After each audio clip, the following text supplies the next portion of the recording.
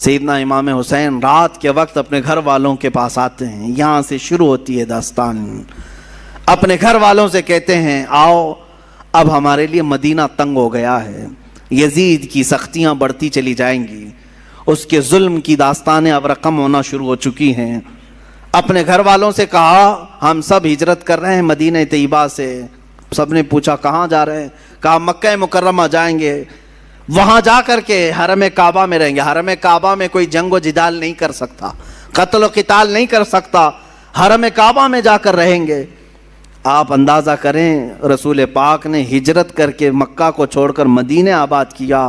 ان کے نواسے کے ساتھ ایسا معاملہ پیش آ رہا ہے کہ انہیں مدینے سے ہجرت کر کے مکہ جانا پڑ رہا ہے. رات کے وقت اپنے گھر والوں کو اٹھایا اور جتنے لوگ تیار ہوئے ہیں اس میں اپنے عزیز خاندان کے لوگ تھے. مدینے سے پہلے کچھ ہی لوگ تیار ہوئے. آپ کی 2 بیویاں ساتھ میں تھیں, آپ کے شیرخوار بچے حضرت علی اصغر, آپ کے جوان بیٹے حضرت علی اکبر, آپ کے بھتیجے حضرت امام قاسم اور آپ کی بھتیجی اور آپ کی اپنی بڑی بیٹی حضرت سکینہ رضی اللہ تعالیٰ عنہا. یہ سب گھر والوں کا ایک قافلہ نکلا. پہلے تو یہ لوگ 12-15 کی تعداد میں تھے اور صبح کا وقت تھا جب مدینے سے یہ قافلہ نکلنے کو تیار ہوا. روضہ رسول پر میرے آقا کی بارگاہ میں امام حسین آئے. میرے عزیزو اب پھر یہاں سے حالات ہمارے بے قابو کر جاتے ہیں. میں یہ چاہتا ہوں کہ اس بار کے بیانات میں اب ہم رونے دھونے کو فوقیت نہ دیں. غم حسین تو تڑپاتا ضرور ہے لیکن ہم اپنے جذبوں کو جوان رکھنا چاہتے ہیں اور ہم چاہتے ہیں کہ اب حسینی کردار ادا کرنے کا وقت آ جائے. ہمارے جوانوں میں پھر وہ غیرت بیدار ہو جائے کہ ہم دین کی خاطر ہر مصیبت کو اور مشقت کو اٹھانے کے لیے تیار ہو جائیں. حسین اعظم روضہ رسول پر آئے, میرے آقا صلی اللہ علیہ وسلم کو سلام پیش کیا اور درد بھری آواز سے کہا یا رسول اللہ, یا ابتا, اے میرے باپ. حضور کو اکثر وہ ابا کہہ کر کے ہی پکارتے تھے. میرے آقا کی بارگاہ میں پکار کر کے کہا آپ کے مدینے سے مجھے نکلنا پڑ رہا ہے, میرے لیے مدینہ تنگ کر دیا گیا, میرے چھوٹے بچے لے کر کے میں روانہ ہو رہا ہوں. یہ کیفیت تو میرے آقا ہی جانے. قبر اطہر سے اس حسین کو رخصت ہوتا ہوا دیکھ کر میرے آقا پر کیا گزر رہی ہوگی, جس کے گردن کو میرے آقا نے بوسے لیے, جس کو سونگھا کرتے تھے, جس کو دوش پر بٹھایا کرتے تھے, جس کو سجدوں پر اپنی پشت پر بٹھایا کرتے. اس حسین کی رخصتی یقیناً غم کا ماحول تو تھا. میرے آقا صلی اللہ علیہ وسلم کے روضہ اطہر سے نکل کر سیدہ کائنات فاطمہ الزہرا رضی اللہ تعالیٰ عنہا جو جنت البقیع میں دفن تھیں ان کے روضے پر آئے. اپنی ماں کی تربت پر آپ نے لپٹ کر کے رویا اور رخصتی کی اجازت مانگی اور کہا آپ کا حسین اگر مدینہ چھوڑ رہا ہے تو صرف اس لیے کہ رسول اللہ کا یہ مدینہ خون سے آلودہ نہ ہو, مسلمانوں کا خون نہ بہے. میں مسلمانوں کا خون بہنا نہیں دیکھنا چاہتا اور مدینے کی حرمت کو پامال ہونے نہیں دینا چاہتا, مجھے اجازت دی جائے. حسین اعظم نے اپنی ماں سے اجازت لی, اپنے چھوٹے بچوں کا ایک قافلہ لے کر نکل پڑے. میرے عزیزو گھر والوں کا قافلہ جب مدینہ چھوڑ رہا ہے کیا کیفیت ہوتی ہے. ہم جیسے نکم میں, ہم جیسے گنہگار صرف 7 دن یا 8 دن کے لیے عمرے پر مدینے جاتے ہیں تو چھوڑنے کا دل نہیں چاہتا. مدینے سے رخصت ہوتے ہیں تو آنسوؤں کی قطاریں لگ جاتی ہیں. کبھی ہم روزے کو دیکھتے ہیں, کبھی ہم بس میں آگے کا سفر دیکھ رہے ہوتے ہیں. مدینے کی سرحدیں نکلنے تک دل بار بار ہچکولے کھاتا رہتا ہے کہ مدینہ چھوٹ رہا ہے, مدینہ چھوٹ رہا ہے. ہم تو تمنا یہ لے کر کے جاتے ہیں کہ کاش مدینے میں موت آ جائے, میرے آقا کے قدموں میں دفن ہونا نصیب ہو جائے. لیکن جب رخصتی کا وقت آتا ہے پوچھو حاجیوں سے کیا کیفیت ہوتی ہے, عمرہ کرنے والوں سے پوچھو. مدینے سے جب رخصت ہو کر کے آتے ہیں میں نے خود دیکھا ہے حاجی کبھی کھمبوں کو پکڑ رو رہے ہوتے ہیں, کبھی دروازوں کو پکڑ کر, کبھی چمٹ کر کے اور بوسے دے کر کے رخصتی لے رہے ہوتے ہیں. حسین اعظم کا کیا حال ہوگا جن کا بچپنا اس مدینے میں گزرا ہے, جنہوں نے رسول اللہ کو نمازیں پڑھاتے وہاں دیکھا ہے, میرے آقا کو اللہ کی قرآن کی آیتیں سناتا ہوا انہوں نے وہاں دیکھا ہے, حدیثیں میرے آقا کی انہوں نے سنی ہیں, جن کا کھیلنا کودنا اس مدینہ طیبہ میں گزرا ہے جہاں میرے آقا صلی اللہ علیہ وسلم ان کے گھر آیا کرتے, جبرائیل ان کے گھر اترا کرتے. یہ ساری یادیں چھوڑ کر کے حسین اعظم ہجرت کر رہے تھے۔ میرے عزیزو، ہجرت معمولی چیز نہیں ہے، یہ الفاظ میں بیان بھی نہیں ہو سکتی۔ آپ اپنے گھر بیٹھے ہیں، اللہ آپ کے گھروں کو سلامت رکھے۔ میں جانتا ہوں گھر کو چھوڑنے کی کیفیت کیا ہوتی ہے۔ السلام علیکم ورحمۃ اللہ وبرکاتہ۔ میرے پیارے ناظرین، رکو دوستو رکو، کیا آپ کو معلوم ہے کہ حضرت امام حسین کے ساتھ مدینہ سے لے کر کربلا تک کیا واقعہ پیش ہوا تھا، ان کے ساتھ کیا ہوا تھا، یزید لوگوں نے ان کے ساتھ کیا کیا تھا؟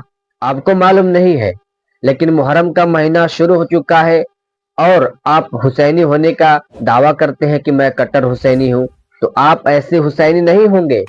آپ حضرت علی کا داستہ اور حضرت امام حسین کا داستہ جب تک آپ کو معلوم نہ ہو تب تک آپ ایک حسینی نہیں ہو سکتے ہیں۔ تو آپ سب سے پہلے مفتی سلمان اظہری صاحب کے زبان سے بیانات کو سماعت کر لیں کہ حضرت علی کے ساتھ کیا ہوا تھا۔ ہم جب اپنے گھر چھوڑ کر دوسری جگہ خدمت اسلام کے لیے بھی جا رہے ہوتے ہیں، مجھے یاد ہے وہ بات، جب پڑھنے کے لیے ہم بچپن میں مدرسے جا رہے ہوتے تو پورا سفر ٹرین میں روتے ہوئے جاتے تھے۔ کبھی ماں کی شکل سامنے آتی، کبھی باپ کی شکل، کبھی دوست یاد آتے، کبھی بھائی یاد آتے۔ ہم جانے کے 1 مہینے تک وہاں روتے رہتے تھے۔ ہمیں معلوم ہے گھر کو چھوڑنے کی کیفیت کیا ہوتی ہے، اور وہ حسین اعظم اپنے اس مدینہ رسول کو چھوڑ کر جا رہے تھے جہاں ان کی ہزاروں یادیں تھیں، جہاں ان کی ہزاروں یادیں میرے آقا سے وابستہ تھیں۔ حسین اعظم کی ہجرت پر لاکھوں سلام۔ انہوں نے اگر ہجرت کیا بھی ہے تو دین مصطفیٰ کے لیے کیا ہے۔ اے جوانوں، تم سب اس بات کو یاد رکھ لینا، اگر مصطفیٰ کے دین پر کبھی آنچ آئے، اگر وطن چھوڑنا پڑے، ہجرت کرنا پڑے، تو ہجرت کو بھی ہم برداشت کر سکیں، اس لیے کہ صرف اور صرف دین کے لیے جس نے ہجرت کیا، وَمَن يُهَاجِرْ فِي سَبِيلِ اللَّهِ، اللہ قرآن میں فرماتا ہے جو اللہ کی راہ میں ہجرت کیا، اگر بیچ راستے بھی اس کی موت آ جائے، اللہ اس کا اجر تیار کر رکھا ہے۔ ہجرت کا بڑا اجر و ثواب بھی ہے۔ میرے عزیزو، دین مصطفیٰ کے لیے یہ اٹھایا حسین اعظم نے، سارا کشٹ، ساری مصیبتیں، ساری مشقتیں، یہاں سے نکل کر کے مکہ مکرمہ کا سفر کیا۔ مکہ مکرمہ جب پہنچے، امام عالی مقام، یہ شعبان کا مہینہ تھا اور شعبان کے بعد ٹھیک رمضان آنے والا تھا۔ مکہ والوں نے استقبال کیا اور اچھے سے سارے لوگ ملنے جلنے لگے اور کہا اچھا کیا آپ نے یہاں تشریف لائے، امن و امان کے ساتھ رہیں۔ یہاں تک تو معاملہ سب ٹھیک ہی تھا، امام حسین اگر مکہ ہی میں رہ جاتے، وہیں پر طواف کعبہ، حرم کعبہ میں مقیم رہتے تو کچھ ہونا نہ تھا، لیکن کیا کریں، قدرت کا لکھا ہوا وہ غالب آ کر رہے گا۔ ان کی شہادت اچانک نہیں ہوئی ہے میرے عزیزو، حسین اعظم کی شہادت ان کے بچپن میں ہی مشہور ہو گئی تھی۔ حضور اکرم صلی اللہ علیہ وسلم حضرت ام سلمہ اپنی زوجہ کے پاس ایک شیشی میں تھوڑی سی مٹی لا کر کے دیتے ہیں اور کہتے ہیں اے ام سلمہ، جبرائیل میرے پاس آئے تھے اور انہوں نے کہا یا رسول اللہ، آپ کی امت آپ کے اس نواسے کو ایک جگہ پر قتل کر دے گی اور خون بہا دے گی۔ میں رونے لگا تو جبرائیل اس جگہ کی مٹی بھی لا کر مجھے دے گئے۔ ام سلمہ کہتی ہیں میرے آقا نے وہ مٹی مجھے دی اور کہا جس دن یہ مٹی سرخ ہو جائے سمجھ لینا اے ام سلمہ میرا بیٹا شہید ہو گیا، میرا نواسہ شہید ہو گیا۔ یہ کب میرے آقا نے بشارت دی تھی؟ جب حسین اعظم کی عمر ابھی 5 سال کی تھی۔ 5 سال کی عمر میں ہی ان کی شہادت کی خبر مشہور ہو چکی تھی۔ پھر بھی لوگ کہتے ہیں حضور کو پیٹھ پیچھے کا علم نہیں تھا، جو اپنے نواسے کی 50 سال بعد ہونے والی شہادت کی خبر دے رہے ہوں۔ میرے آقا صلی اللہ علیہ وسلم غیب دان نبی ہیں۔ آقا کونین صلی اللہ علیہ وسلم نے فرمایا تھا اور قدرت کا لکھا غالبانہ تھا۔ رمضان کا مہینہ چل رہا تھا، بیچ رمضان میں کوفہ والوں نے خط لکھنا شروع کیا۔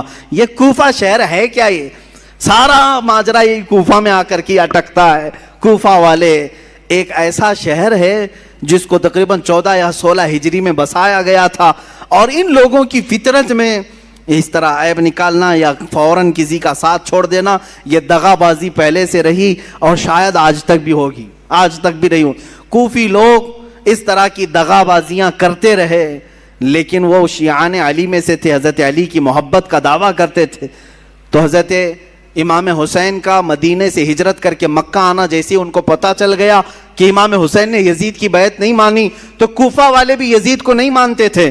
انہوں نے کہا کہ اچھا ہو گیا، ہمارے اوپر کوئی امام نہیں ہے، ہم خط لکھ کر کے حسین اعظم کو یہاں بلاتے ہیں، کوفہ میں ان کے ہاتھ پر بیعت کر کے ان کی خلافت کا اعلان کر دیں گے، اور پھر دھیرے دھیرے یزید کو بھی ختم کر دیں گے، اور ساری جگہوں پر ایک ہی خلافت قائم ہوگی، اور وہ ہوگی حسین اعظم کی خلافت۔ کوفہ والوں نے یہ سوچ کر کے خط لکھنا شروع کیا، اور حضرت امام حسین کو کہا ہم آپ کے باپ کے وفادار ہیں، آپ کے بڑے بھائی کے وفادار ہیں، آپ تشریف لے آئیں۔ خط پہلے 5-6